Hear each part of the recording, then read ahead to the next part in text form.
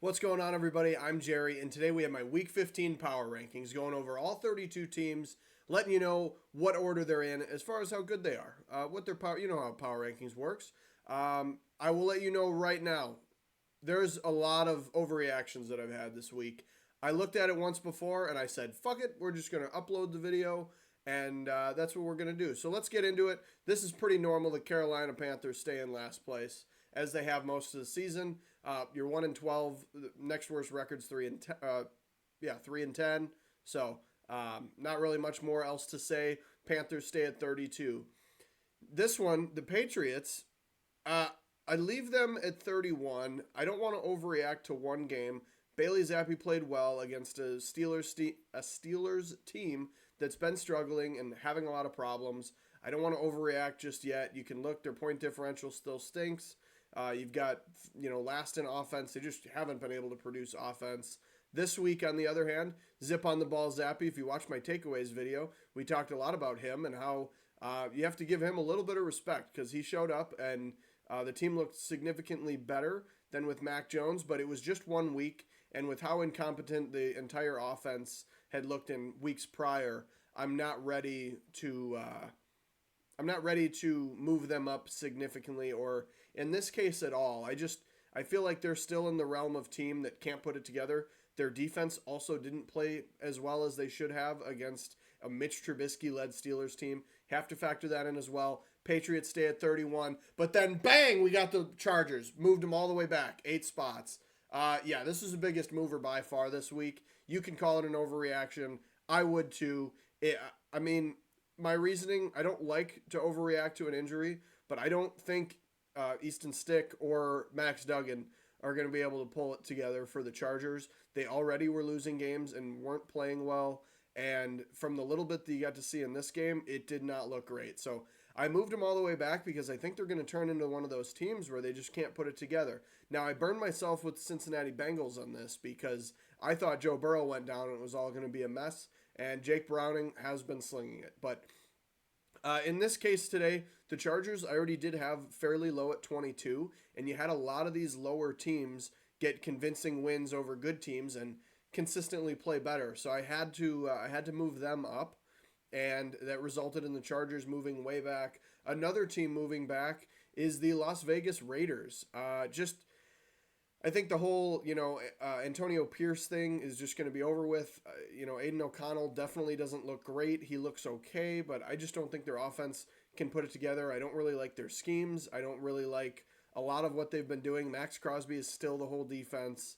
I don't think the offense has been great either. So this could be an overreaction. We didn't change the number for whatever reason, but they're very clearly 29.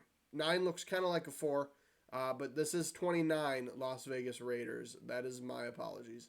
I haven't been feeling too great, so I wanted to still get these videos out for you, but Las Vegas Raiders are at 29 at 5-8.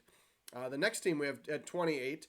Washington Commanders. I don't like moving teams that have a bye week. We didn't learn anything, so I'm leaving them there. New York Jets, though, move up 3 spots in a very convincing win over the Texans. I think it was worthy of moving them up a little bit, and with the Commanders having that bye week and with me wanting them to have, jump at least a couple teams after this, Zach Wilson looked like a completely different quarterback. The defense still played well. I think it's definitely an overreaction because of all the injuries that Houston was dealing with.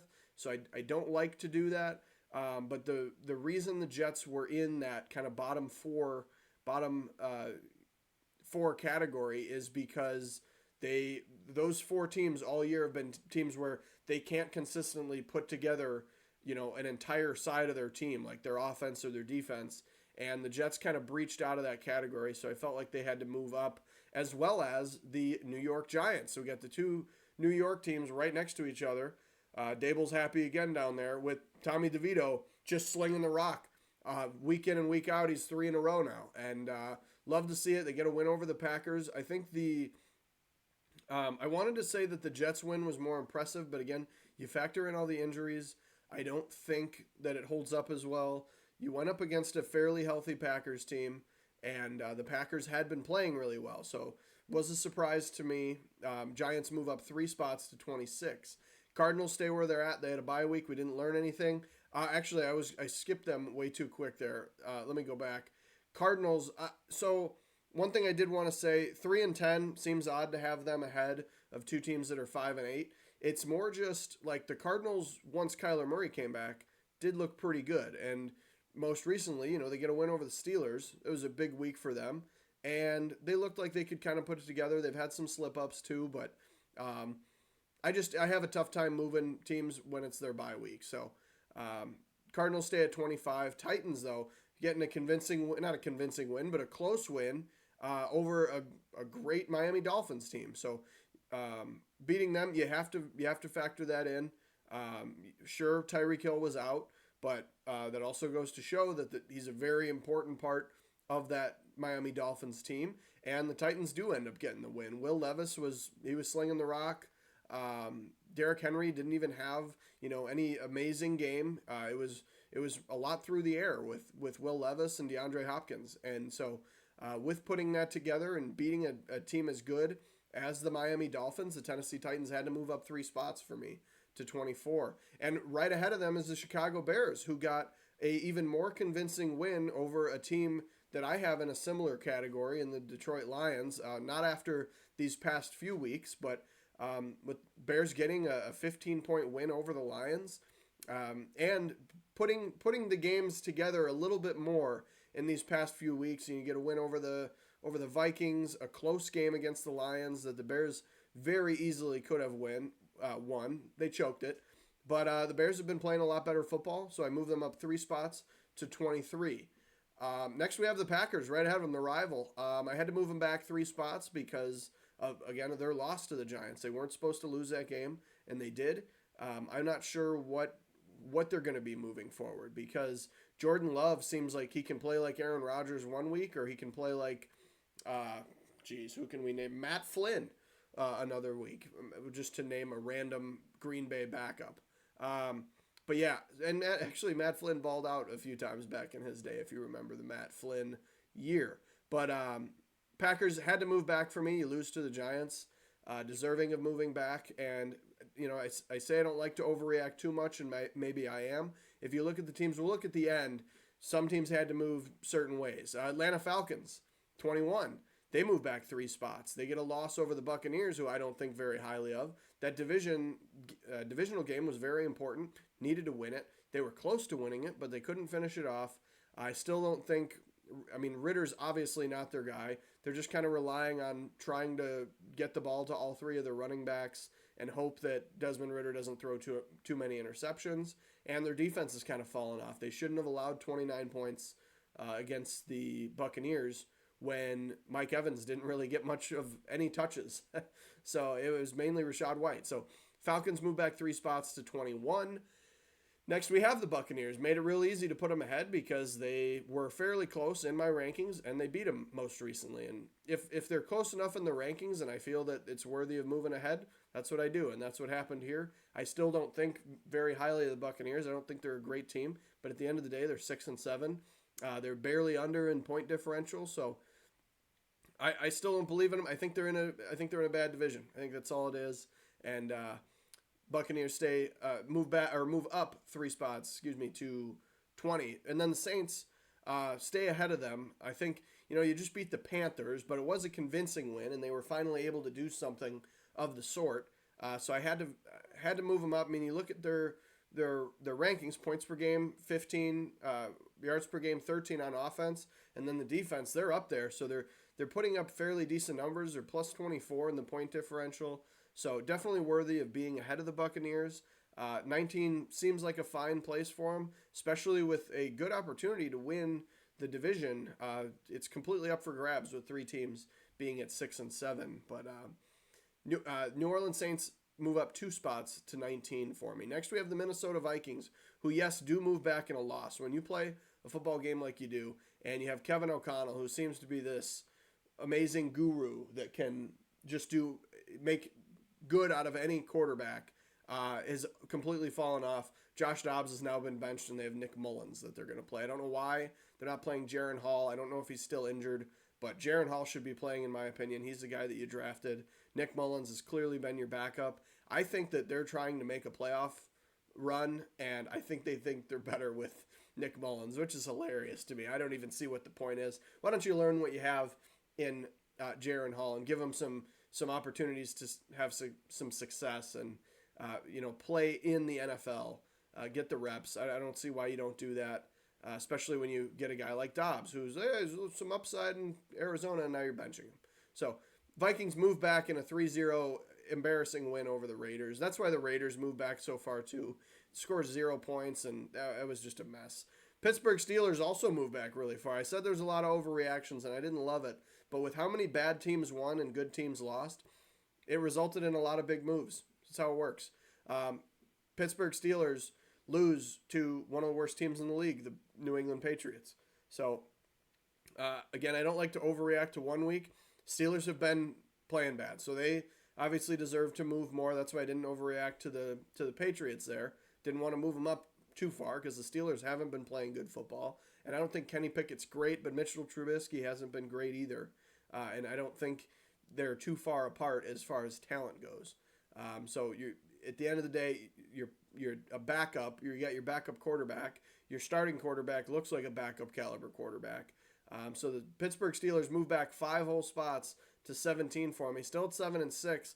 Just kind of been winning those close games with their defense and not being able to do that against one of the most inept offenses in the New England Patriots has to move back. Seattle Seahawks at 16, moving back 3 spots. Just another loss. You play the 49ers, so it's a tough one, but they just can't put together a win. They were 6-3, I want to say, so losing 4 straight. It's not been good. You look at their rankings, and they don't even make it to 16 in any of their offensive and defensive rankings there. So not looking good. Their defense, who the DBs had been a strong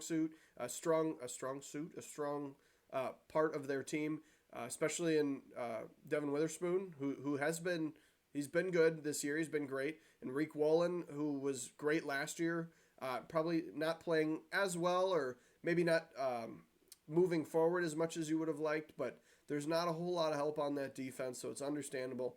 Seahawks just seem to keep falling back, and they're at 6-7, so move back to 16 for me. The Colts move back 1 spot to 15 for me. Gardner Minshew, who had been able to put it together, produce a bunch of offense, so their defense didn't have to play very well. They just completely flipped and did not play good football at all. The offense couldn't really do much of anything, and the defense was still making some plays, but they were just letting Jake Browning just completely dot him up and did not look good. So Colts do have to move back a spot. They move into the negatives in point differential, too, with that big loss. So it's going to be interesting to see. It seems like they're just going to be hanging around that middle ground this year at 15 with the Indianapolis Colts, and that means the Bengals move ahead of them. I mentioned before that I overreacted and moved them way back because Joe Burrow went down, and I was like, they didn't look too good before, even some games with him, and now Jake Browning is just slinging it. He's playing great, and everything's looked good, and you beat a team in the Colts where the defense steps up and plays better and holds the Colts back, who have had a productive offense. Sure, they didn't have Jonathan Taylor. Still had Zach Moss, who had been playing well, though. So Cincinnati Bengals, because I overreacted and moved them too far back, they now have to move back up, playing great football and being at 7-6. So they're in the 14th spot. Next, we have the Houston Texans, 7-6. Horrible loss to the Jets. I didn't want to overreact too much, but this was really bad. Stroud was still in for most of the game. He did get injured. Tank Dell obviously has been injured, and then Nico Collins gets injured on one of the first plays. And, you're throwing to wide receiver 1, Noah Brown. Dalton Schultz is injured too. So a lot of problems over there in Houston. And I don't think it was right to move them back super far because of the injury problems. I think they're still a good football team. But that week looked really bad. And if they keep playing like that, they're definitely going to move back farther in my rankings. And it's also going to make it harder for them to move up when you have a really bad week like that, especially if you don't. For me, you kind of have to get a convincing win now, or you're probably going to want to bury the next team that you play. So the Texans move back out of the top 10 to 13 at 7-6. Next, we have the Rams, who most people are going to say you have the Rams way too high. They're 6-7. They're +9. I don't care what you say. I'm a believer in the Rams. I think Rams are playing great football. I think they have a lot of talent. I'm sure you're very happy if you picked up Kyron Williams for your fantasy team. He's been playing great football. You still have Puka Nakua. You still have Cooper Kupp. The defense isn't phenomenal, but the defense has done enough. And honestly, the Rams could have won the game against the Ravens there. And for it to go to overtime and a punt return touchdown in overtime, Ravens against Rams earned a lot more brownie points, and I was already very high on the Rams. So I think it's right. We'll look at the big picture at the end, but Rams move up 3 spots to 12. Looking at it, I do think it's a little high. We'll go over that at the end, looking at all the teams. The Denver Broncos move up 5 spots, convincing win over the Chargers. Again, I don't think it's very impressive to get a convincing win over the Chargers, but the Broncos have had the one off week last week, and otherwise they've just been beating a lot of good teams, and then they put in a convincing win against a bad team, which is what all of the good teams in the NFL do. So Broncos don't make it into the top 10 yet, but you'll see the back half of my top 10 is a little odd, and I wasn't sure quite what to do with it. Especially some of the teams that win and some of them that lost. It was difficult. So Denver Broncos slide up 5 spots to 11. Could make the top 10 soon if they keep doing what they're doing. Detroit Lions, they get a bad loss against the Bears. They shouldn't. It shouldn't have been this bad. It should have at least been a close game that they lost. And to lose by 15, it's not a good look. Jared Goff has been turning the ball over at an insanely high rate, and the Lions defense, aside from like a game or two, I think they have not played well at all. 25th in points per game is not great. So especially for having an easier schedule this year. Yes, they are 9-4, so it's might be kind of crazy to put them at 10, but that's just where I had to have them. So they move back 3 whole spots. I think their loss to the Bears was worse than the loss the Jaguars had to the Browns. I think the Browns are a good football team. I think, Browns beat them, and it wasn't like a massive win by any means. And yet, Trevor Lawrence is hurt. Christian Kirk is hurt. So obviously he's not coming back, but you kind of have to factor that stuff in too. Jaguars only move back to 1 spot to 9. Ahead of the Lions now. Bills, who I have move up 1 spot to 8. They beat the Chiefs. The Chiefs are a great football team. They're having a lot of problems this year because they don't have any competent receivers or trustworthy, reliable receivers. When your rookie, Rashee Rice, is your arguably most reliable, that's a big problem. Sure, you have Travis Kelce, but it seems like you can just kind of double or triple cover him and hope that the other receivers drop the ball, and that is a game plan that kind of has worked for teams. So putting pressure on Mahomes and, forcing him to, go away from Kelce and try to find other ways in the offense. Pacheco's been a high spot for them, but the Bills were able to take him down. They had the arguable call, the offsides that Mahomes was crying about. But I think the Bills deserve to be at 8. Even at 7-6, I had them, I moved them well out of the top 10 when they had their little losing, their couple weeks in a row where they weren't playing well. They've been playing good now, so you got to move them back up. They just beat one of the top teams in the league in the Chiefs, so they have to move up a spot for me to 8. Browns, big mover, because I really thought that the whole not being able to have a quarterback wasn't going to be sustainable, and now they have Joe Flacco, and he's just been slinging it. He's been playing great football. I love it. I love seeing an old guy just go in there and show up and do everything that he needs to do to get these wins, make these big throws, show a strong arm still. He's throwing fast, tight spirals. He's bombing it deep. So, I like what Joe Flacco's doing, and he's definitely that missing piece that they needed. And obviously he's going to be out the whole year, but people forget, too, Nick Chubb is out. Nick Chubb was going to be there. So, they're doing this without Nick Chubb, who was arguably their best player on offense.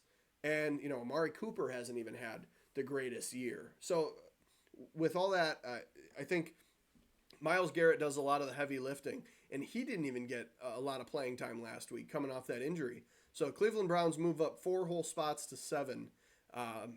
They feel like they're meant to be there. Kansas City Chiefs, This one was tough. I kept them where they're at because I couldn't see them moving behind the Browns or the Bills or any of those other teams that we just talked about. I couldn't move them past there yet. So typically teams that lose will move back.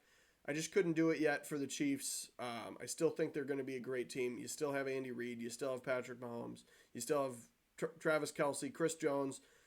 Those guys are still there, and they lost to a good team in the Bills. So I couldn't move them back yet. Kansas City Chiefs moved to 8-5, but don't move in my power rankings at 6. Who did move is the Miami Dolphins.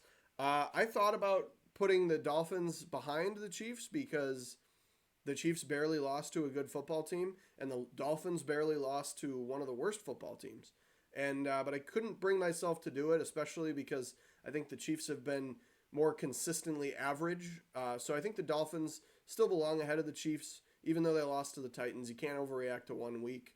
I think Tyreek Hill being injured is definitely hurts. It sounds like he's going to play, but they're very secretive about it. There isn't really a full, clear thing on what's going on. So I'm moving them just back 1 spot to the 5 here at 9-4.